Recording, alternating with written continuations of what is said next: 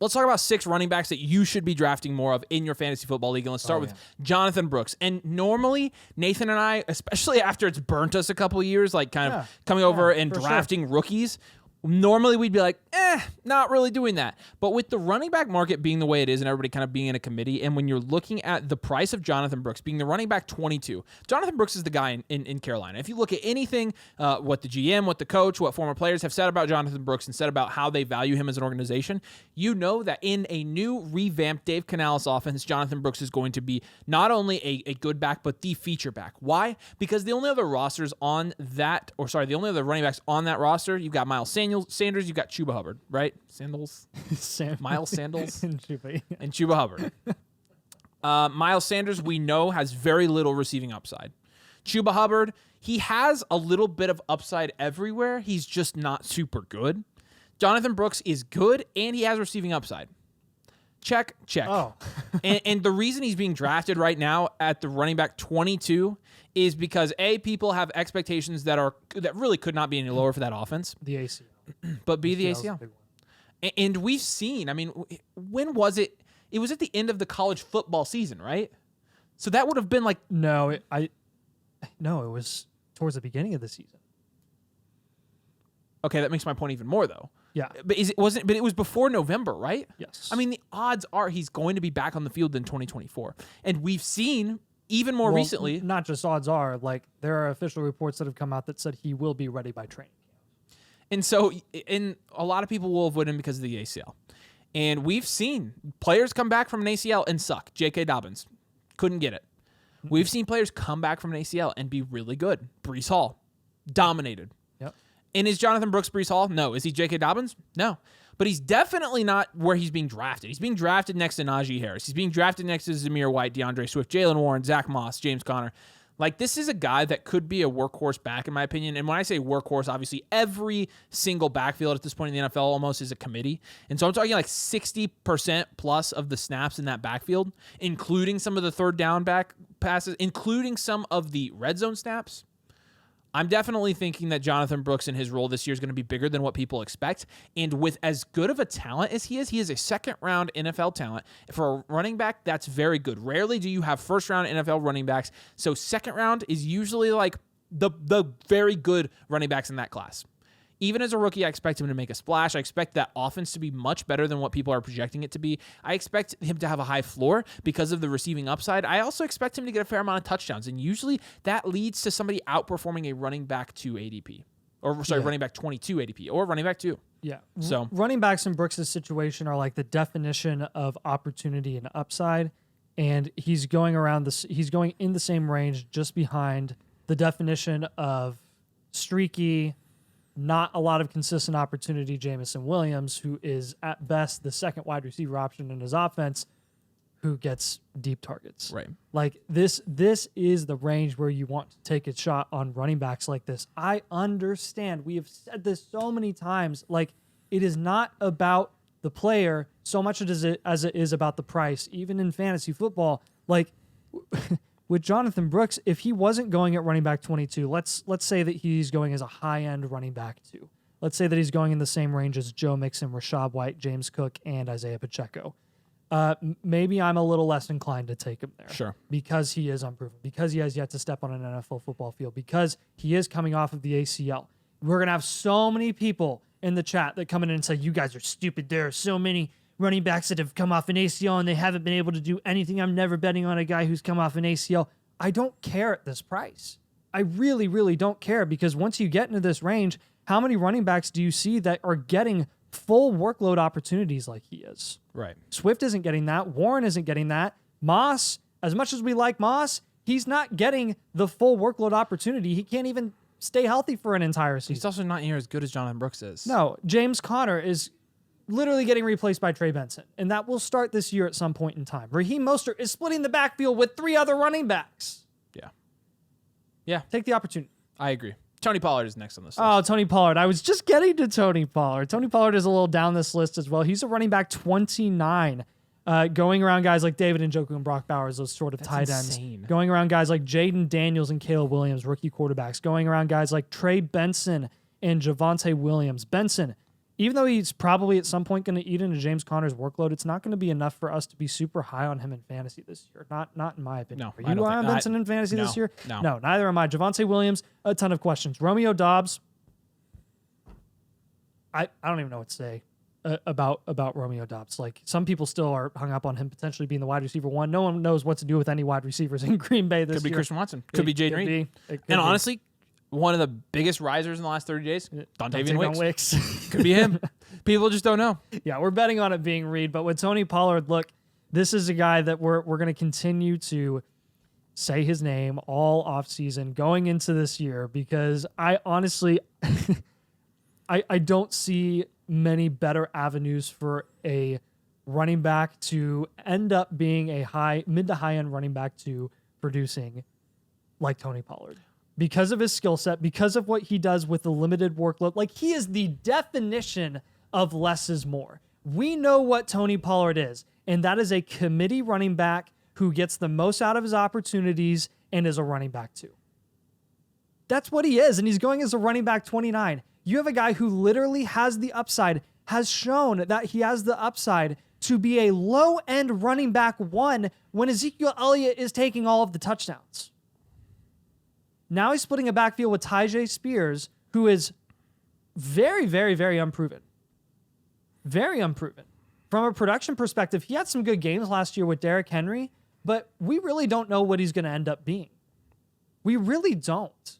And to me, like, Tony Pollard, who has so much more experience, he has the experience as a bell cow. He has the vision and, to me, the consistency as a receiving back to get the workload that we've seen for the last 5 years. Like, very little wear on his tires because he has been a consistent bell cow up until 2023.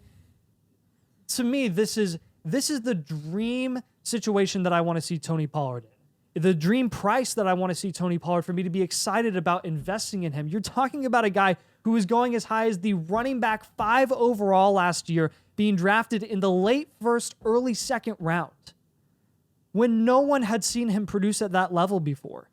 And now we're so upset after he puts up over 1,000 all-purpose yards and is going as a running back 29, splitting a backfield, which is where he was at his best to begin with. Yeah. Last year, we ranked Tony Pollard preseason as the running back 10 in fantasy football. We got crapped on. Yeah. Crapped on. Somebody said these rookies are going to hurt your feelings this season. Pollard is way underrated. Both the rookies we had ranked over him, Jahmyr Gibbs and Bijan, finished higher than Tony Pollard. That's just how it is. That's just how it is. And now we've over-adjusted because now Tony Pollard is a guy that is going so late that the people don't even... you say running back 29? Yes. That's insane. It's nuts. That's way lower than I thought, honestly, going into this video. I know. I just think... I love how everything comes full circle and how the turntable, because we've just been so notable... not high on Tony Pollard individuals. We rank him here and everybody goes here. We rank him, everybody goes there. I'm not kidding you. There was literally no one else in fantasy or in Dynasty that was low on Tony Pollard. Yeah. It was nuts. All right, let's talk about Rachaad White. He's a guy that came in last year, was in PPR leagues the running back 4. He scored almost 270 PPR points last year. He had 272 attempts, only had 990 yards and 6 touchdowns for 3.6 yards per carry. Obviously, he's inefficient. Like, it does not take a rocket scientist to look at 3.6 yards per carry and say Rachaad White was inefficient. Look, I'm before I even get to the second part of his stats, I'll say this. I could give 3 less craps if he averaged 1.2 yards per carry, because there's not an efficiency bonus in my league. There's not a penalty for him going under 4 yards per carry. But fantasy points do win me my fantasy leagues. And Rachaad White was the 4th best at that last year. And now, Rachaad White, naturally, 1 year after that, is going at the running back 14 in fantasy football. I think this is a great value. I think Rachaad White is somebody that you saw had a high floor last year. I mean, he only had a couple games last year where he didn't score in double digits. Looking at his game log, he had a game 6, 7, 6... 8. He had 4 games where he didn't score in double figures. That's a ridiculous floor. And honestly, his floor in those games was 7 points. So he's not going out there and putting up zeros. He's a guy that can give you 15, 16 points on 13 carries. He does not have to have high volume. He does not have to have a lot of touchdowns because he only had 5 games last year he had a touchdown. That's it. 5 games with a touchdown last year, and he finishes the running back 4. And why is that? Now we'll get to the other part of his production. It's because of his receiving upside, and receiving upside is definitely something. I mean, look, if Rachaad White was going as the running back 9, I'd be drafting him. At price, I'd still be taking him.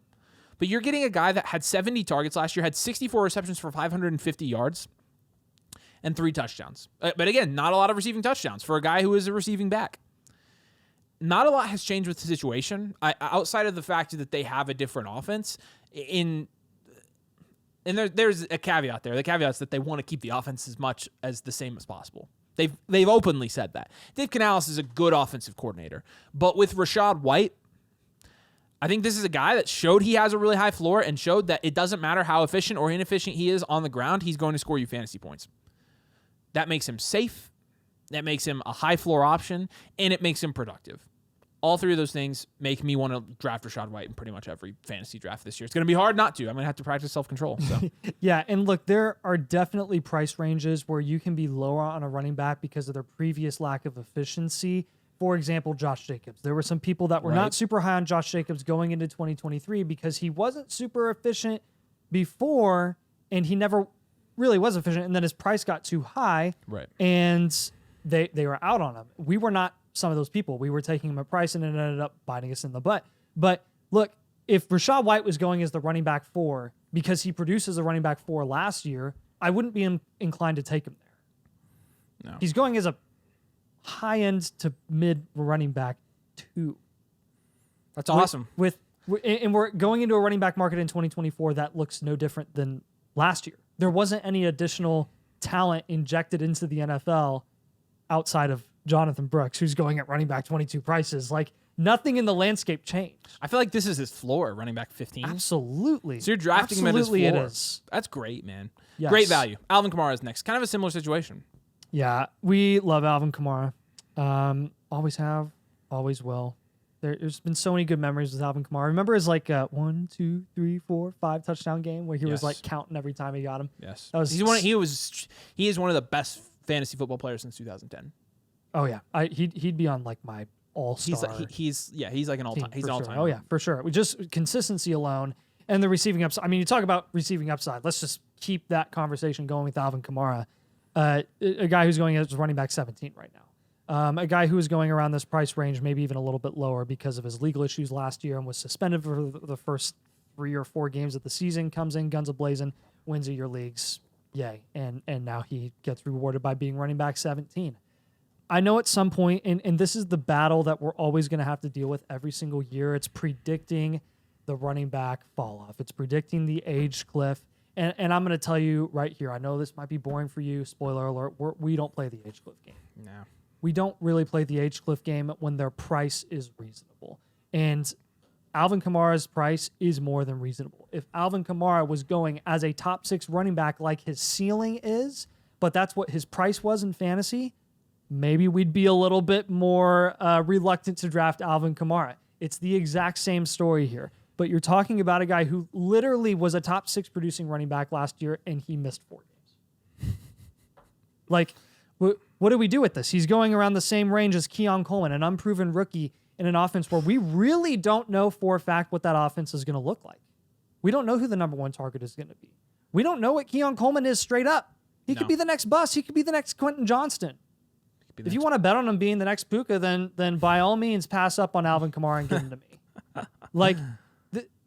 Lad McConkey. What are all these rookies doing around Alvin Kamara? Brian Thomas? Excuse? I mean, what? You can bet that one of those guys is going to hit, or you can take somebody who's really safe in Alvin Kamara. Oh, take the running back in this range, please. I think running back in this range is a lot better strategy. Absolutely. Even the other running backs, the veteran running backs in this range, David Montgomery and Aaron Jones. David Montgomery's a running back too. You know what he's going to get. In fairness, you could argue that David Montgomery is safer than Alvin Kamara going into this year because he's probably going to get about 10 touchdowns. Yeah, that's true. Aaron Jones, I talk about risk, dude. He can't stay on the field as much as Kamara does, and honestly, he's a less efficient back than Kamara is. Like from a production perspective, he just doesn't get it done as much as Kamara does, and he's going in the same range. Yeah. Chris Godwin, Rome Odunze, another rookie. Jordan Addison, wide receiver 2 with J.J. McCarthy at the helm. Like, every single guy in this range I would pass up on and take Alvin Kamara instead. I totally agree. Let's hit on these last 2 guys here real quick. Zack Moss is a guy. Last year in spurts, you saw him be really productive. You almost said splurts, didn't you? No, I didn't. I know Throwback. what the word is. Yeah, it is a throwback. In spurts last year, he was really productive. And while he ended up finishing the season as the PPR running back 31 in 14 games, he was a guy that, being drafted as the running back 1,000 probably was a really good return on investment. Yeah. And so this year he's running back 26. That's a little bit of a higher price tag, but it's either him or Chase Brown, and they paid him. And they paid him at least enough money to where they are going to have to probably use him some this year, or they plan on doing that. Not having Joe Mixon, Chase Brown, having a limited skill set. I think Zack Moss has a lot of touchdown upside this year, and that's kind of why I'm drafting him again.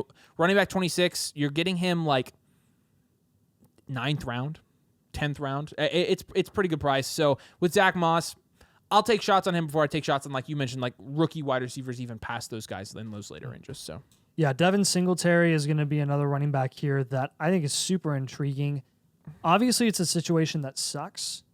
And generally, we're not super big advocates for the vacated volume fallacy. And this, honestly, to me, is no exception. I'm not falling for the vacated volume fallacy. I'm not saying that Singletary is going to go into this offense, take all of Saquon Barkley's carries, and be just as productive as Saquon Barkley is. No, that would be stupid. You know what would be even stupider? Is if Devin Singletary's price was what Saquon Barkley's was right. last year. But that's not the case. Devin Singletary is going as a running back 32 right now. He's going around Shakir, Romeo Doubs, Brian Robinson, Rashid Shaheed. Really?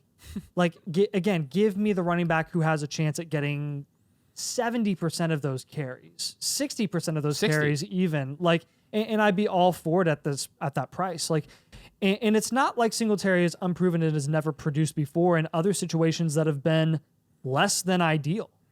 Like, he didn't get a ridiculous amount of consistent opportunity. He was always splitting carries with multiple running backs in Buffalo for years and years and years. And he still ended up being a running back 2 in Buffalo in 2021, a running back 2, low-end running back 2 for 2 straight years in Buffalo, 2021 and 2022, a high-end running back 3, scoring 167 total points in Houston last year, the running back 31 overall. So that's, again, he's being priced where he produced in Houston last year, which is, again, that's not the most abysmal price that I've ever seen, but I'm a big fan of that price going into this next situation because you do have a mobile quarterback in Daniel Jones. Right. You do have a situation where he is expendable and the team is monetarily invested in him. They passed up on paying Saquon Barkley and they decided to go pay Devin Singletary off the street for half the price and give him the carries. Yeah. And again, do I expect Singletary to be a super high-end productive running back too?